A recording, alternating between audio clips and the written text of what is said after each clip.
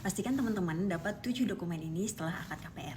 Dokumen yang pertama adalah AJB atau Akta Jual Beli. Dalam AJB ini selain menunjukkan harga transaksi, juga menunjukkan bahwa rumah yang kita jual belikan tidak dalam sengketa, tidak dijaminkan dalam pihak lain, dan sebagainya. Dokumen yang kedua adalah dokumen akad atau perjanjian kredit. Dokumen ini sangat penting karena seluruh ketentuan kredit kita dengan bank itu semuanya tertuang di sini, termasuk tenor, angsuran, serta ketentuan pelunasan ekstra.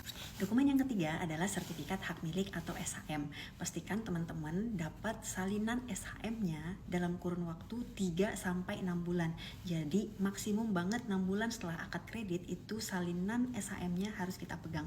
Karena aku sempat ngelihat kasus orang sudah mencicil selama bertahun-tahun dan udah lunas, tapi ketika mau ditebus sertifikatnya ternyata sertifikatnya belum jadi. Ini bahaya banget. Dokumen yang keempat adalah polis asuransi jiwa, dan pastikan dalam polis asuransi jiwa itu jumlah tanggungannya itu udah sama dengan plafon KPR kita. Dokumen yang kelima adalah dokumen polis asuransi bangunan. Dokumen ini biasanya nilai pertanggungannya di bawah plafon KPR karena khusus menanggung kalau misalkan terjadi hal yang tidak diinginkan atas bangunan atau tempat tinggal kita.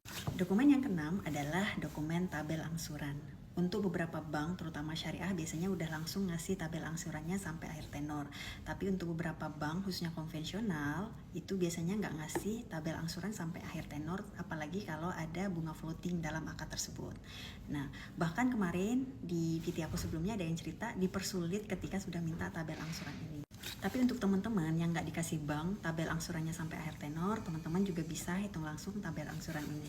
Dokumen yang terakhir adalah dokumen PBB atau perpajakan. Ini sebaiknya teman-teman sudah minta atau dapat salinannya dari awal bahwa rumah yang kita beli sudah dibayarkan pajaknya, dan ini juga penting untuk pembayaran pajak selanjutnya yang sudah atas nama kita. Bye-bye.